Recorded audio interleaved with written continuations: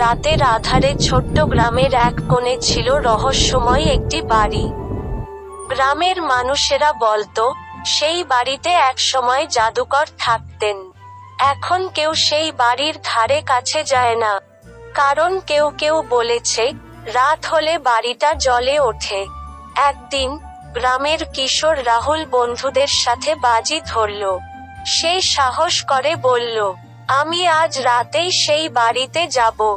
কেউ সাহস করবে আমার সাথে যেতে? বন্ধুদের মধ্যে সাহসী রঞ্জন বলল, আমি তোমার সাথে যাব। রাত 10টা বাজতেই রাহুল আর রঞ্জন বাড়ির সামনে দাঁড়ালো। বাড়ির দরজা ছিল খোলা। তারা ভিতরে ঢুকলো। প্রথম মিনিটেই তাদের কান ফাটানো এক চিৎকার শোনা গেল।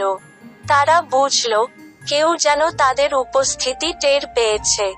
দ্বিতীয় মিনিটে তারা দেখল, দেয়ালে ঝুলানো একটি ছবি হঠাৎ করে মাটি থেকে খুলে পড়ল।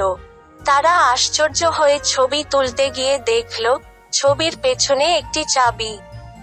রাহুল চাবিটা তুলে নিল। তাদের সামনে অন্ধকারে কিছু যেন নড়ছে।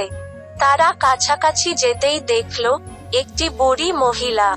সেই বুড়ি বলল, তোমরা যে চাবিটা পেয়েছ, সেটি আমার। কিন্তু আমি একটি শর্তে তোমাদের সাহায্য করব। বুড়ি বলল, তোমাদের একটি গোপন দরজা খুঁজে বের করতে হবে, যা এই বাড়ির গোপন রাজ্যের পথ খুলে দেবে। তারা অনেক খুঁজে খুঁজে পায় সেই দরজা। চাবি দিয়ে দরজাটা খুলতেই তাদের সামনে খুলে যায় একটি গোপন ঘর।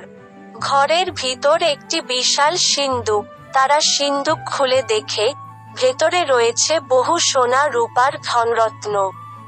রঞ্জন অবাক হয়ে বলল, এত ধনরত্ন? কিন্তু আমরা কিভাবে নিয়ে যাব? বুড়ি বলল, এখন তোমাদের সময় শেষ।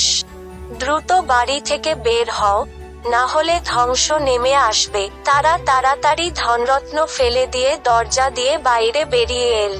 তারা পেছনে ফিরে তাকাতেই দেখল, বাড়িটা আগুনে পুড়ে যাচ্ছে। রাহুল বলল, আমরা জীবিত বেঁচে ফিরেছি।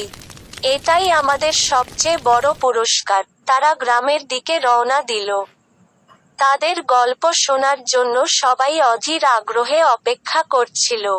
তারা বুঝল, সাহসের থেকেও বড় হলো জীবনের মূল্য।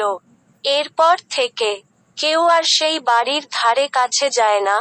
আর এই কাহিনী গ্রামের বাচ্চাদের সাহস আর জীবনের মূল্য বোঝাতে শেখায়।